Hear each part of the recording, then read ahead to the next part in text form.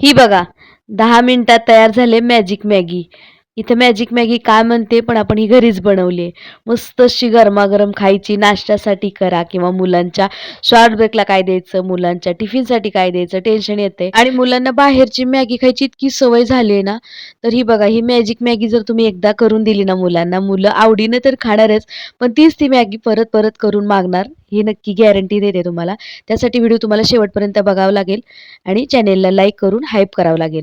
तर इकडे बघू शकता गॅसवरती कढई ठेवली त्यामध्ये मी तूप घातलेलं आहे. तूप चांगलं वितळवून घेतलं त्यामध्ये जिरे आणि मोहरी घातलेली आहे. तूपच वापरायचं आहे शक्यतो. तूप आवडत नसेल तर तेल वापरा तुम्ही. पण तुपामध्ये केलीत ना इतकी भन्नाट लागते. आता यामध्ये जिरे मोहरी घातली. जिरे मोहरी चांगली तडतडली की लगेच बारीक चिरून घेतलेला कांदा घातला आणि कांदा आता व्यवस्थित तुपामध्ये परतून घ्यायचा आहे. बघा मस्त अशी भन्नाट मॅजिक मॅगी बनते. त्यामुळे व्हिडिओ स्किप करायचा नाही. व्हिडिओ शेवटपर्यंत बघायचा. एकीकडे दुसऱ्या गॅसवरती मी मस्त कडकडीत असं उकळलेलं पाणी ठेवलंय. पाणी कडकडीत उकळत आहे. इकडे एका गॅसवरती आपला कांदा सुद्धा एकदम लालसर असा परतून घेतलेला आहे बघू शकता. आता यामध्ये घालाय हिरवी मिरची.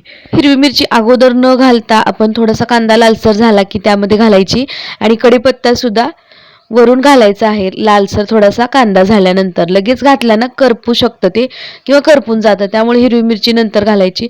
हिरवी मिरची, कढीपत्ता आणि घालून घेतले शेंगदाणे. आता इथं मी कच्चे शेंगदाणे घातलेले आहेत म्हणजे फोडणीमध्ये व्यवस्थित असे भाजले जातात किंवा खरपूस होईपर्यंत तळले जातात. कढीपत्त्याचं सुद्धा तेच आहे. अगोदर जर घातलं तर करपतो कढीपत्ता आणि हिरवी मिरची सुद्धा ठसका घरामध्ये सगळा उठतो. त्यामुळे काय होतं थोडासा कांदा भाजून घ्यायचा नंतर यामध्ये हे बाकीचं घातलेलं जे साहित्य आहे ते घालायचं. तर कांदा सुद्धा हलकासा लालसर झालेला आहे. लगेच थोडंसं मीठ घातलं परतण्यासाठी याला. हे बघा आणखीन 1-2 मिनिटं तर याला व्यवस्थित असं परतून घेऊया. कांदा भाजला हे कसं ओळखायचं तर कांदा ज्यावेळेस चांगला भाजतो किंवा चांगला परततो त्यावेळेस कांदा अगदी बारीक होतो बघा. बघा सुरुवातीला कांदा किती मोठा होता. आता बारीक तर चिरला होता त्यामुळे आणखीन बारीक झाला तो व्यवस्थित असा भाजल्यामुळं. आता हा कांदा भाजून झालेला आहे. लगेच यामध्ये थोडीशी हळद घालायची आहे. बघा इथं घातली 1 चमचा हळद. हळद सुद्धा सगळ्या फोडणीमध्ये व्यवस्थित मिक्स करून घ्यायची आहे. आता मॅजिक मॅगी यामध्ये टाकायची आहे. आता कुठली मॅजिक मॅगी घरामध्ये सगळ्यांच्या अवेलेबल असते. इथं मी गहू आणि रवा मिक्स करून शेवया करून आणलेल्या आहेत. बघा बघू शकता इथं आणि घरच्या शेवया आहेत या. बाहेर तुम्हाला विकत सुद्धा भेटतील पण घरी बनवलेल्या शेवयाची ही मॅजिक मॅगी जर बनवून मुलांना दिली ना इतकी प्रचंड आणि भारी लागते. मॅगी का नाव दिलं याला मी तुम्हाला सांगते पुढे जाऊन व्हिडिओमध्ये त्यामुळे तुम्ही व्हिडिओ शेवटपर्यंत बघा. आता ही घातलेल्या ज्या शेवया आहेत त्या सगळ्या शेवया आपण या फोडणीमध्ये व्यवस्थित मिक्स तर करून घ्यायच्या आहेतच.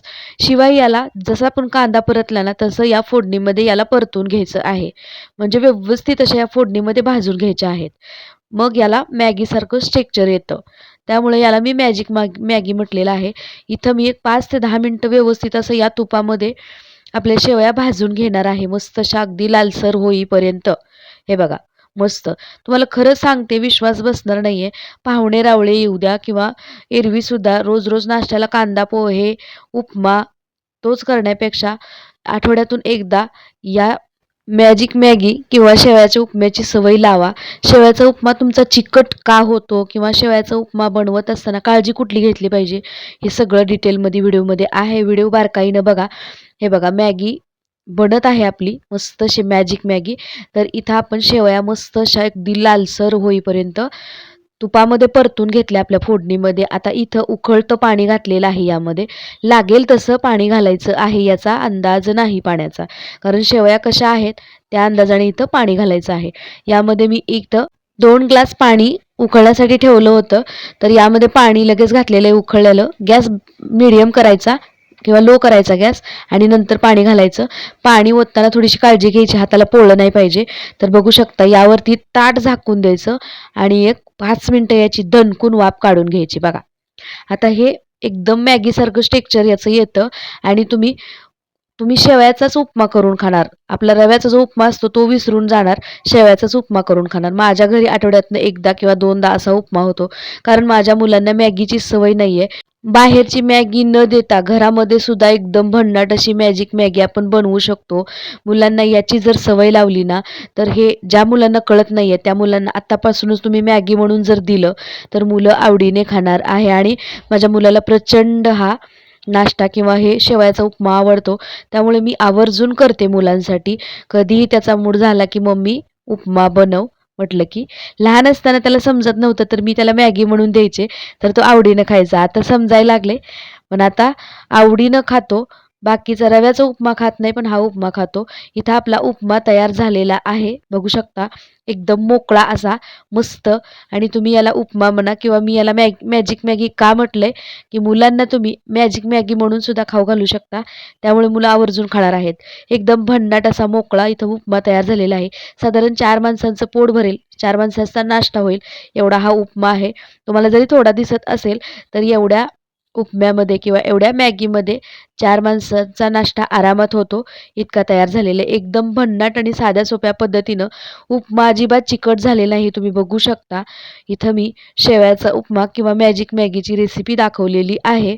खरंच तुम्हाला आवर्जून सांगते, लहान मुलांना ज्यांना बाहेरचं अजून काहीही चारत नाही आहे, अशा मुलांना घरातलं खाऊ घालायचं आहे ना, तर लहानपणापासूनच तुम्ही सवय लावा मुलांना. नक्कीच मुलं खाणार आहेत. मी माझा अनुभव तुमच्यासोबत शेअर केलेला आहे. माझ्या घरामध्ये मी मॅगीच जास्त आणतच नाही आहे शक्यतो.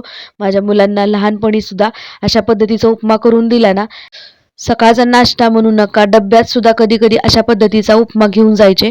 आणि आता सुद्धा दुपारी कधी-कधी तोंडाला काही चव नाही तर लगेच बनव शेवयाचा उपमा, अशी फर्माईश असते. आठवड्यातनं एकदा दोनदा तरी माझ्या घरी हा उपमा होतोच होतो. रोज तरी शाळेमुळे वेळ भेटत नाही, पण नाश्त्यासाठी हमखास आमचा मेनू ठरलेला आहे शेवयाचा उपमा. तो फक्त तुपामध्ये करा, तेलामध्ये न करता तुपामध्ये करा. जर तुम्ही तूप खात नसाल तरच तुम्ही तेलामध्ये करा. तुपामध्ये केलेला इतका भन्नाट लागतो, काय सांगू. करून तर बघा आणि मला कमेंट करून आवर्जून सांगा कसा झालाय उपमा. केल्यानंतर तर तुम्हाला समजेल. शेवया फोडणीमध्ये चांगल्या भाजल्या ना, एकदम मस्त हलका-फुलका. तोंडाला चव नाहीये, घरामध्ये काहीच नाही खाण्यासारखी. शेवया तर आपण बनवून ठेवलेल्या असतात उन्हाळ्यामध्ये. असा मस्तपैकी शेवयाचा उपमा करायचा आणि मुलांना द्यायचा, मुलांना चारायचा. अगदी हेल्दी आहे बाहेरच्या मॅगीपेक्षा. आता माझी ही रेसिपी तुम्हाला कशी वाटली मला कमेंट करून सांगायचं आहे. चॅनेलवर नवीन असाल तर व्हिडिओला लाईक, शेअर आणि चॅनेलला सबस्क्राईब करायचं आहे. आणि हो, व्हिडिओला लाईक केल्यानंतर हाईपचं सुद्धा बटन येतं. व्हिडिओला हाईपसुद्धा करायचं आहे. लाईक बरोबर हाईपसुद्धा खूप महत्त्वाचं आहे. त्यामुळे तुमचा थोडासा सपोर्ट मला मिळतो. मी खूप मेहनत करते, त्या मेहनतीचं थोडंसं फळ मिळतं. तर प्लीज व्हिडिओ बघितल्यानंतर व्हिडिओला लाईक आणि हाईप करा. चला पुन्हा भेटूया अशाच एका छानशा मॅजिक मॅगीसोबत. तोपर्यंत मस्त खा आणि मजेत राहा. व्हिडिओ पाहिल्याबद्दल धन्यवाद.